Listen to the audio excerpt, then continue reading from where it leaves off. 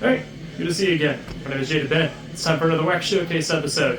It's been a couple weeks since we've done the last one, but I got a couple more records I'd like to show you guys today. We're going to start by what's playing in the background just over there, and that is going to be the Despise You and Coke Bust split. This is actually, funny enough, is the pressing from Mexico. I actually got this from one of the members of Coke Bust themselves. They're on Discogs, so only cassette version of this that exists. It's on white tape, but Despise You is out of Inglewood, California. They are an incredible power violence group that I got to see at Oblivion Access a couple of years ago. Coke Bust is a hardcore group out of Washington, D.C. that I have yet to see yet, but I do very much enjoy this little material of theirs. So if you haven't heard this and you like fast music, I think this is going to be a good one for you. Okay, I'm going to start off with a band that I saw recently, not too long ago. This was at the Parish in Austin, Texas, and that is going to be Pallbearer with their new album, Mind Burns Alive. This is their 2024 album. As you can see, in all of its glory, mine is signed. So, very, very awesome to meet these guys. I actually have another record of theirs that is signed. That would be the album before this one, that is Forgotten Days. I very much enjoyed that record as well. And it was great to chat with those guys again and get to see a majority of this album played in full. Where the Light Fades was great. Endless Place we had already seen live once before, and very much enjoyed it. They had Andrea of The Keening come out and play. I'm actually going to put up a little concert footage here for you guys to see. It was a very, very good set. This album has a lot of vibes to it. It's very slow, it's very doomy, it's very melancholic. Funny enough, the guys at Banner Arma on that tour also were shouting at the band to play more sad stuff. So, if you like sad stuff, this is a great album. This particular LP is the band exclusive, and that is on this Copper Nugget, or Copper Nugget, I think that's what it was called. 525 copies. It's in the band's web store. It sold out in about 24 hours, so definitely on the quicker side of releases that I picked up very recently. Was not expecting it to go that quickly, but it's a really, really solid modern doom album. If you like the band's last couple records, I think you're really gonna like this one. Yeah. So yeah, check that out. I'll link to this in the description as well. Big thanks to the dudes at Pallbearer for signing this record. You guys rule. Hope to see you guys again soon. Alright, we're gonna get into a little bit of some death metal right now with the newest Fulci. This is Duck Face Killings. Fulci, as of this stage, I believe, is a 5-piece out of Italy. It used to be a 3-piece. This is their 4th studio album. This is their first through 20 Buck Spin Records. In case you can't tell by the back cover, these guys take a lot of influence from Lucio Fulci and a lot of 80s horror movies. This was actually based off of the New York slasher. I'll put the title of the movie on the screen. I'm blanking right now. I've just got home, so I've been driving all day. But yeah. This particular album is full of a lot of really great cuts. Vile Butchery is a great opener. The Broken Beer Bottle. That is awesome.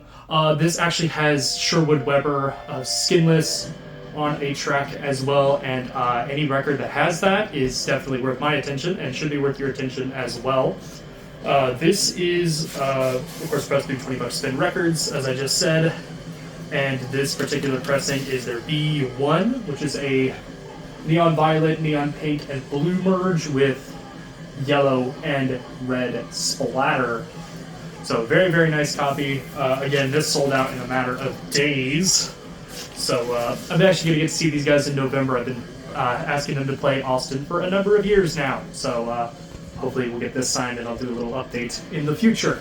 But very, very tasteful record. If you like that, if you like a bunch of their last records like Exhumed Information, I think you're really going to like that one. Okay, as I just mentioned earlier, I got back from my trip, so I'm a little tired, but you know what, that's okay. We're going to talk about a record I picked up on part of that trip. We stopped at Los Padre Records in Santa Fe, New Mexico, and I ended up picking up Aquilus. This is their album entitled Chrysaeus. This is their 2011 debut. This particular album is absolutely incredible. This is a 2018 reissue on Blood Music.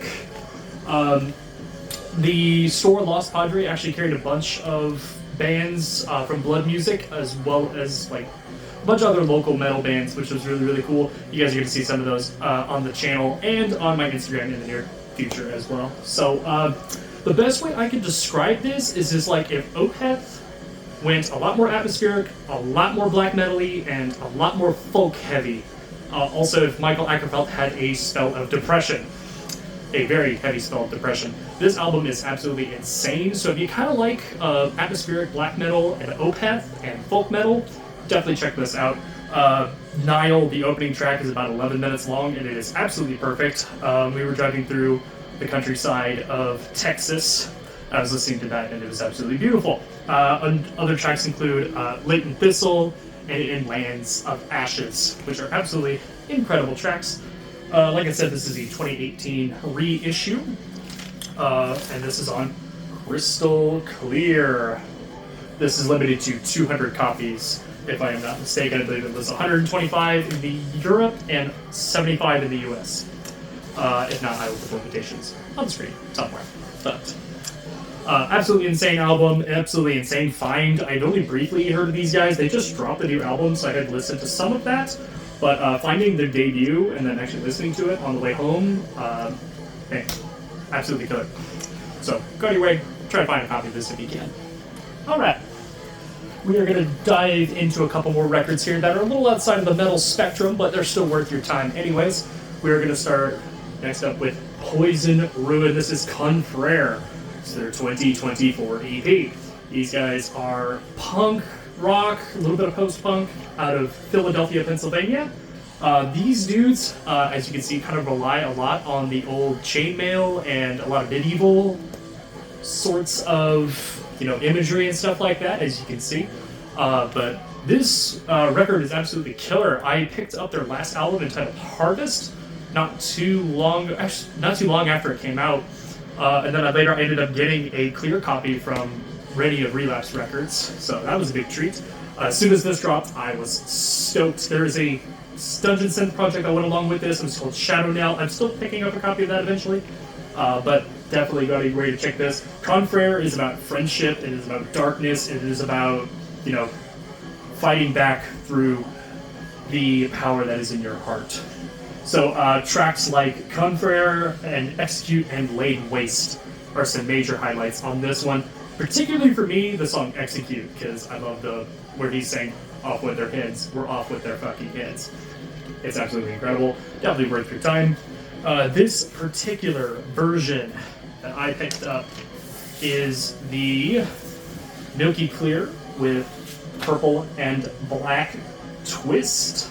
Limited to 150 copies. This was a Relapse web store exclusive. So this sold out relatively quickly. There are still copies available on Relapse. The band did a particular variant. I believe it was a white with splatter variant. And very much, still need to grab it at some point. Last, but certainly not least, pardon the technical interruption there.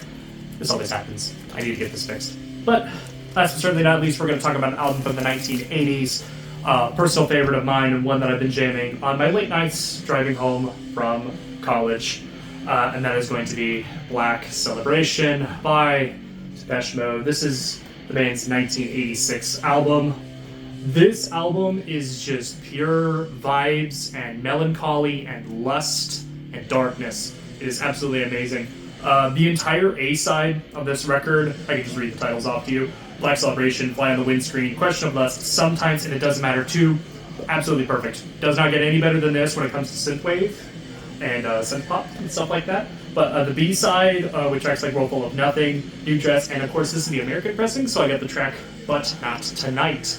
So this is an original OG pressing from 1986. I picked this up at a record store in Houston in 2019.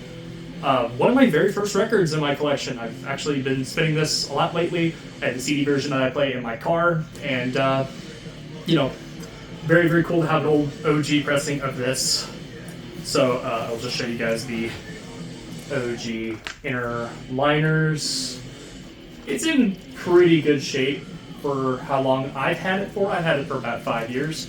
The person that owned it before me only spun this record twice, so it's in pretty good shape, all things considered. No warps, maybe a slight static here and there. I got an anti-static sleeve. Definitely when I picked it up, it had a little bit of a staticky issue, but definitely a great record, and I would highly recommend go find a copy if you can. I want them to do this on like a reissue for the 40th anniversary, which is coming up soon, so hopefully that will happen.